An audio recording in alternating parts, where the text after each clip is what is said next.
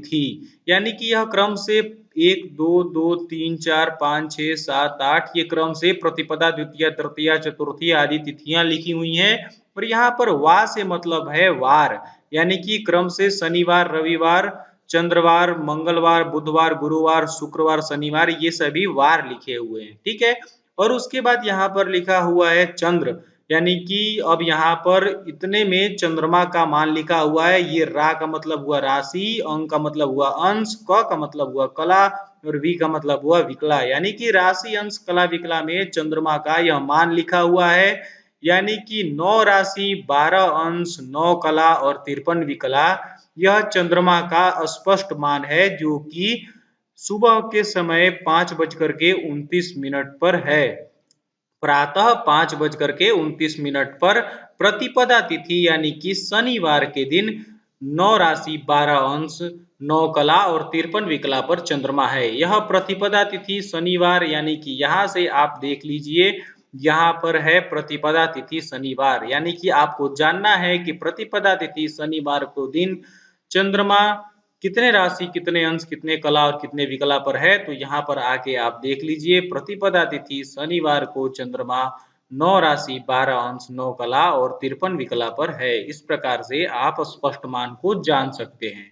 उसके बाद यहाँ देखिए आगे, यह भौम यानी कि मंगल का राशि, अंश, कला, विकला में मान लिखा हुआ है। यानी कि हम पंचमी तिथि को जानना चाहते हैं कि मंगल का स्पष्ट मान क्या है। तो यहाँ से आप देख सकते हैं कि 9 राशि, 8 अंश, 27 कला और 53 विकला, यह मंगल का स्पष्ट मान है पंचमी तिथि को। इसी प्रकार से आप द्वादशी, चतुर्दशी किसी भी तिथि को मंगल का स्पष्ट मान जान सकते हैं। ये देखिए लिखा हुआ है वक्री, यानी कि यह जो मंगल है इस समय वक्र गति में है। ग्रह की दो प्रकार की गतियां होती हैं, एक मार्गी और एक वक्री। तो यहाँ पर आपको ज्ञात होना चाहिए कि सूर्य और चंद्रमा सदैव मार्गी गति से चलते हैं और राहु और केतु सदैव वक्री गति से चलते हैं। और ये जो मंगल, बुध, गुरु, शुक्र, शनि ये 5 ग्रह हैं, इनकी गति बदलते रहती है, यानी कभी मार्गी होते हैं, कभी वक्री होते हैं। इन्हें पंच तारा ग्रह भी कहा जाता है। तो आप यहाँ से देख पा रहे हैं कि मंगल अभी वक्र गति से चल रहा है, इसलिए इसके आगे यहाँ पर वक्री लिखा हुआ है। जिसके आगे वक्री नहीं लिखा है वो समझ लीजिए आप कि यह मार्गी गति से है, और यह जिसके आगे वक्री लिखा हुआ है तो उसे समझ लीजिए कि वह वक्र गति से। इसी प्रकार से देखिए बुध के आगे भी वक्री लिखा है, यानी कि यह भी वक्र गति से चल रहा है। अब क्या होता है कभी कभार कि मान लीजिए अष्टमी तिथि को मंगल की ये जो वक्र गति है यानी कि वक्री गति है वह मार्गी हो रही है। तो यहाँ पर आपको छोटा सा इस 9 के स्थान पर माँ लिखा हुआ दिखाई देगा। यहाँ जो यह 9 लिखा है यहाँ पर आपको माँ लिखा हुआ दिखाई देगा, और उसके आगे सभी यह क्रम से वही चीजें रहेंगे, राशि, अंश, कला, विकला का मान लिखा रहेगा। तो मान लीजिए यह क्रम से 9 9 9 9 चले आ रहा है कि 9 राशि पर मंगल चले आ रहा है। तो यहाँ बीच में एक जगह यदि हम माँ लिख देते हैं तो कोई असर पड़ेगा नहीं, आप समझ जाएंगे कि पीछे भी 9 है और आगे भी 9 है, तो यह मंगल 9 राशि पर ही है। इस प्रकार से आप समझ जाएंगे। और यहाँ माँ लिखा होगा यानी समझ लीजिए आप कि अष्टमी तिथि से मंगल मार्गी गति में हो रहा है, इसकी गति परिवर्तन हो रही है अष्टमी तिथि से। और नहीं तो जब आपको गति परिवर्तन होनी होगी तो वह अगले पक्ष में यहाँ पर आपको वक्री या मार्गी लिखा हुआ से ज्ञात हो ही जाएगा, और नहीं तो आपको यहाँ बीच में थोड़ा सा हिंट कर दिया रहता है, या तो वक्री का या तो मार्गी का।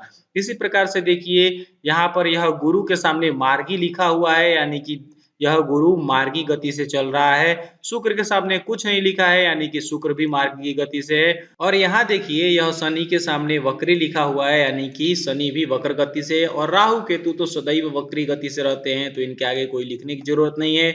और ये दो आधुनिक ग्रह हैं, हर्षल और नेपच्यून, तो इनका भी मान यहाँ पर क्रम से राशि, अंश, कला, विकला में दिया हुआ है। तो इस प्रकार से मान लीजिए मुझे जानना है कि त्रयोदशी तिथि को शुक्र कितने राशि, कितने अंश, कितने कला और विकला पर है, तो मैं यहाँ त्रयोदशी से इस प्रकार से मिलाते हुए आऊंगा, और यहाँ पर शुक्र के सिद्ध में आके मुझे ज्ञात हो जाएगा कि शुक्र 5 राशि, 7 अंश, 53 कला और 33 विकला पर है। इस प्रकार से मुझे शुक्र का त्रयोदशी तिथि का मान ज्ञात हो जाएगा। इस प्रकार से आप किसी भी ग्रह का, किसी भी तिथि का स्पष्ट मान जान सकते हैं। और इसका प्रयोग हमें कुंडली बनाते समय ग्रह स्पष्ट करने में होता है, जहां से आप अग्रिम ग्रह स्पष्ट और वर्तमान ग्रह स्पष्ट लेते हैं। और भी जगहों पर होता है जहां से आपको गणित करने पर आगे जैसे जैसे आपकी बुद्धि ज्योतिष में प्रवृत्त होते जाएगी, आप कुशल होते जाएंगे, तो आपको इसकी जानकारी प्राप्त होते जाएगी। अब आगे की ओर बढ़ते हैं, इस साइड आते हैं। तो यहाँ पर देखिए आपको यह दो जनवांग चक्र जैसे बनी हुई आकृतियां दिखाई दे रही हैं और यहाँ पर कुछ लिखा हुआ है। तो देखिए यहाँ पर यह डिवाइडर लाइन है। यह डिवाइडर लाइन से ऊपर यहाँ पर देखिए लिखा है श्रावण कृष्ण अष्टमी रवऊ, यानी कि श्रावण कृष्ण अष्टमी तिथि दिन रविवार की यह जानकारियां हैं, इतने तक, यहाँ से ऊपर तक। और यहाँ से नीचे श्रावण कृष्ण 30 यानी कि अमावस्या सनऊ यानी कि शनिवार की जानकारियां यहाँ से नीचे तक की हैं। अब यह जानकारियां हैं, यहाँ पर श्रावण कृष्ण अष्टमी दिन रविवार का यहाँ पर अयनांश दिया हुआ है, अंश कला विकला में। और यहाँ पर श्रावण कृष्ण अष्टमी के सुबह का यहाँ पर यह जनवांग चक्र यानी कि इसे कहें हम तो प्रश्न कुंडली दी हुई है। यहाँ पर यह श्रावण कृष्ण अष्टमी दिन रविवार की यहाँ पर सूर्योदय समय की प्रश्न कुंडली यहाँ पर बनाई हुई है। और यहाँ पर यह अयनांश लिखा हुआ है। अयनांश का प्रयोग कुंडली बनाने आदि में किया जाता है। और यह प्रश्न कुंडली है जो कि श्रावण कृष्ण अष्टमी दिन रविवार के सूर्योदय कालिक है, जिसे आप लग्न के माध्यम से भी जान सकते हैं कि कब की यह जनवांग चक्र है। अब हम बात करें कि यहाँ पर यह दिया क्यों है। क्या होता था कि पूर्व जमाने में ज्यादा कापी कलम का व्यवहार नहीं होता था, तो उस समय हम क्या करते थे कि यहाँ पर यह दो जनवांग चक्र बनाकर रख दिए, तो लगभग ग्रह इन 7 दिनों के अंतराल के बीच लगभग ग्रह उसी घर में होते थे और चंद्रमा केवल परिवर्तित होता रहता था हमेशा समय समय पर। तो इससे क्या करते थे कि जो दैवज्ञ लोग होते थे, जो ज्योतिषी होते थे, उनसे कोई भी प्रश्न कोई उनका जजमान किया तो तुरंत पंचांग खोले और इस तिथि का यह प्रश्न कुंडली देखे और इसमें इधर ग्रह सारणी को देख करके मिला लिए कि कोई ग्रह परिवर्तित तो नहीं हुआ है, और जो यदि चंद्रमा परिवर्तित हुआ है वह किस भाव में रहेगा, और इसे देख करके तुरंत प्रश्न कुंडली से उस प्रश्न का उत्तर दे देते थे। तो इस प्रयोजन में यहाँ पर यह प्रश्न कुंडली और यह अयनांश दिया हुआ है, जिससे आपको थोड़ा आसानी हो अपने व्यवहार में, अपने दैनिक जीवन। इससे जब हम आगे बढ़ते हैं यहाँ इस ओर, यहाँ पर जो यहाँ से लेकर के आप यहाँ तक देख पा रहे हैं, यहाँ पर यह लग्न दिया हुआ है, यानी कि लग्न का समय दिया हुआ है। कौन सा लग्न किस तिथि को, किस दिन को, कितने बज करके कितने मिनट तक है, इसे यहाँ पर दिया गया है, जिसका प्रयोग हमें कुंडली बनाते समय लग्न स्पष्ट करने में या आपको प्रश्न कुंडली बनाने में इसका प्रयोग करना होता है। और भी जगहों पर इसका प्रयोग होता है, लेकिन मुख्यतः इन दो जगहों पर ही होता है। जैसे जैसे आपकी प्रबुद्धता बढ़ेगी आपको इस बात का पता चलेगा। इससे पहले कि मैं आपको इस लग्न सारणी के बारे में बताऊं, आप सबसे पहले यहाँ पर जो यह लिखा है ये और ये इसे समझ लीजिए। यहाँ लिखा है शुक्र पश्चिमायाम और उसके बाद यहाँ लिखा है गुरु पूर्वस्याम, यानी कि इसका मतलब है कि शुक्र अभी पश्चिम दिशा में उदित है और गुरु यहाँ पूर्व दिशा में उदित है। और यहाँ पर यदि शुक्र या गुरु जिसमें से भी कोई अस्त होगा तो उस पक्ष में आपको यहाँ पर लिखा मिल जाएगा गुरु अस्तः पूर्वस्याम या गुरु पूर्वस्याम अस्तः और इतना तिथि, ये वो जो भी जानकारी आपको यहाँ पर मिल जाएगी यदि वह अस्त होगा या उसका अस्त से उदय होगा।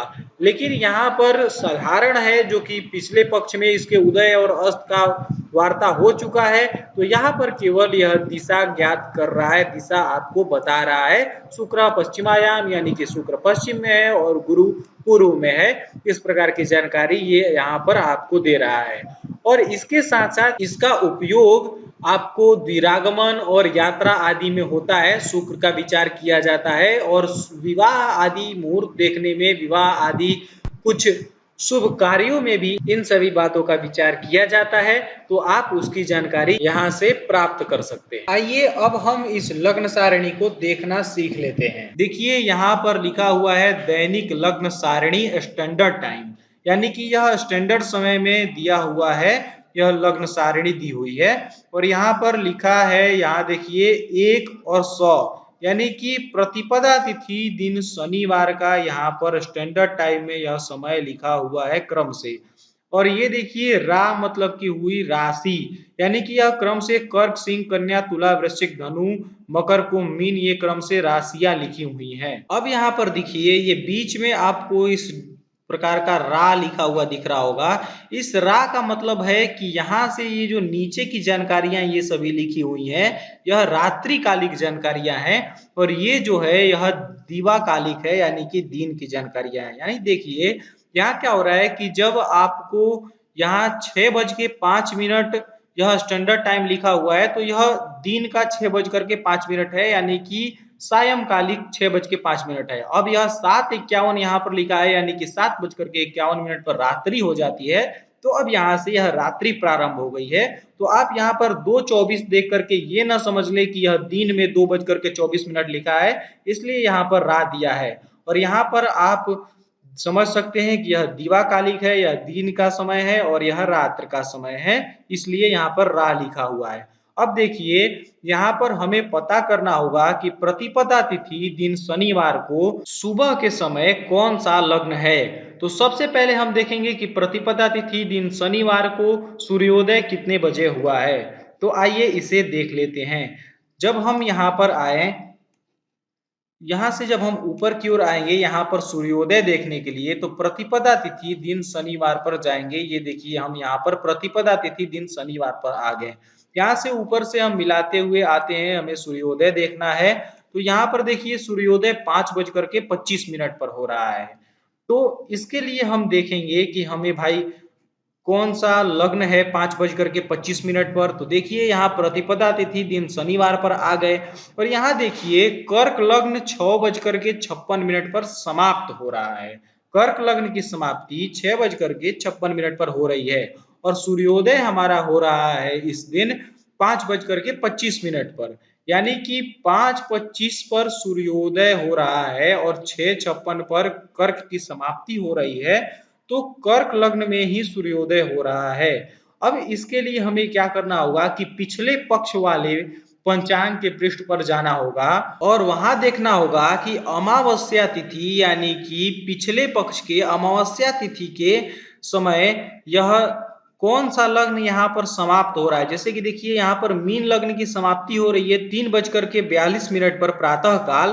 तो 3:42 के बाद मिथुन लग्न समाप्त हो जा रहा है। यहाँ पर 3:42 के बाद कर्क लग्न का प्रारंभ हो जा रहा है। और अगले पक्ष में यहाँ पर प्रतिपदा तिथि पर यदि 6:56 लिखा है, तो समझ लीजिए कि 6:56 पर कर्क लग्न की समाप्ति हो रही है, यानी कि 3:43 से 6:56 तक कर्क लग्न है। तो हमें यह जानना था, सूर्योदय यहाँ हुआ है 5:25 पर, तो 5:25 पर कौन सा लग्न है। तो हम पिछले पक्ष में जाकर देखेंगे कि यहाँ अमावस्या तिथि को कौन सा लग्न की समाप्ति हुई है, कितने बजे हुई है। यदि वहां पर यदि वह 3:42 पर ही लग्न की समाप्ति हो जा रहा है, तो जाहिर सी बात है कि 5:25 पर कर्क लग्न है, जिस कर्क लग्न की समाप्ति 6:56 पर हो रही है, यानी कि इस समय कर्क लग्न है। अब हम एक और उदाहरण लेकर के देख लेते हैं। जैसे मान लीजिए कि आपको प्रतिपदा तिथि दिन शनिवार को जानना है कि दिन में 1:40 पर कौन सा लग्न है। तो हम यहाँ नीचे इस प्रकार से देखते हुए आएंगे। यहाँ देखिए 11:24 पर कन्या लग्न की समाप्ति हो रही है और यहाँ पर 1:41 पर तुला लग्न की समाप्ति हो रही है। और हमें देखना है कि 1:40 पर कौन सा लग्न है। तो यहाँ पर देखिए 11:25 से, यानी कि 11:24 के बाद और 1:41 तक तुला लग्न है। और हमें जानना था कि 1:40 पर कौन सा लग्न है। तो आप यहाँ आसानी से जान पाए कि तुला लग्न है 1:40 पर, जो कि 1:41 पर समाप्त हो रहा है, यानी कि 1:40 पर तुला लग्न था। इस प्रकार से आप जान सकते हैं। एक और उदाहरण लेकर के समझ लेते हैं। एक और उदाहरण के स्वरूप हम यह लेते हैं कि नवमी तिथि को 8:40 पर कौन सा लग्न है, हमें यह जानना है। तो हम सबसे पहले यहाँ नवमी तिथि को इस प्रकार से आपके समझने के लिए अंडरलाइन कर देते हैं। अब देखिए हमें जानना है कि नौमी तिथि को 8:40 पर कौन सा लग्न है, तो हम दिन वाला समय तो बिल्कुल पहले ही छोड़ देंगे और रात्रि में हम देखें कि 7:15 पर मकर लग्न की समाप्ति हुई, तो 7:16 से 8:46 तक कुंभ लग्न है। कुंभ लग्न की समाप्ति हो रही है 8:46 पर, यानी कि 7:16 से 8:46 तक कुंभ लग्न है और हमें जानना था कि 8:40 पर कौन सा लग्न है, तो 8:40 पर कुंभ लग्न है। इस प्रकार से हम लग्न का ज्ञान कर पाएंगे। अब हम यहाँ से आगे की ओर बढ़ते हैं तो हमें कुछ इस प्रकार से यह दिखाई देता है ग्रहाचार लिख करके। ठीक, तो ये देखिए ग्रहाचार का मतलब होता है कि ग्रह का संचार।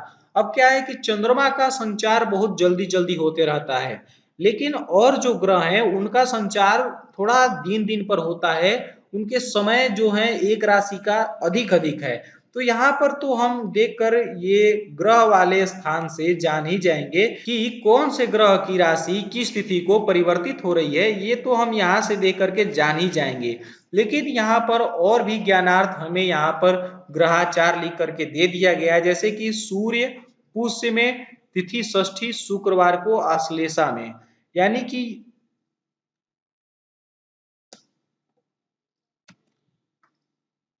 यहाँ पर जो यह ग्रहाचार लिख करके दिया गया है जानकारी, यहाँ पर जो ग्रहाचार लिख करके जानकारियां दी हुई है, यह इस बात के लिए है कि कौन सा ग्रह किस नक्षत्र में किस तिथि को जा रही है, इसके लिए हमें यहाँ पर यह ग्रहाचार लिख करके दिया गया है।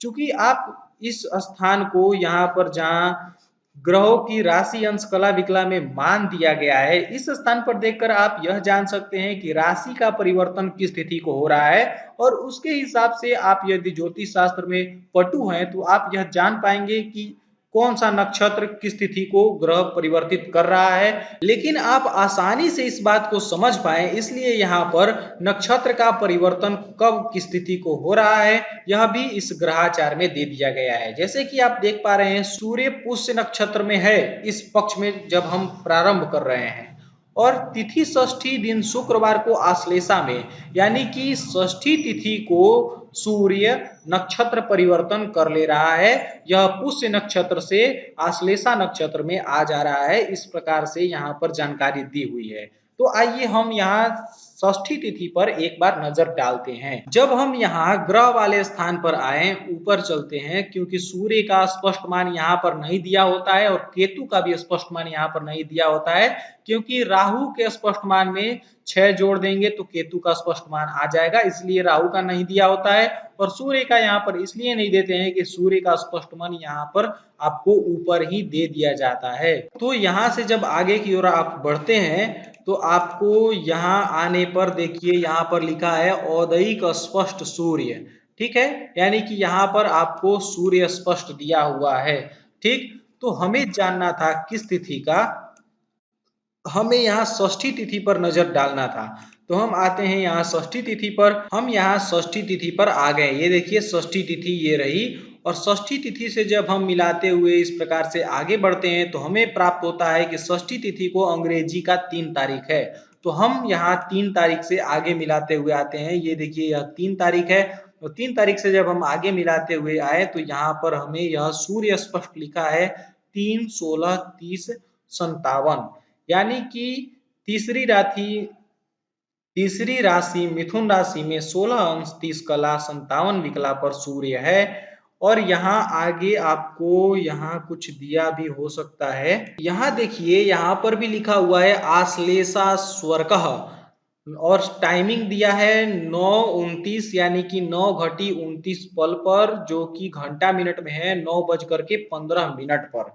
यानी कि यहाँ पर भी ये जानकारी आपको दिया जा रहा है आश्लेषा स्वर्कः लिखा हुआ है, इसका जब आप संधि विच्छेद करेंगे तो उसका मतलब ये होगा कि आश्लेषा में अर्क का प्रवेश हो रहा है, यानी कि अर्क मतलब होता है सूर्य, यानी कि आश्लेषा नक्षत्र में यहाँ पर सूर्य का प्रवेश हो रहा है जो कि दिन में 9:15 पर हो रहा है।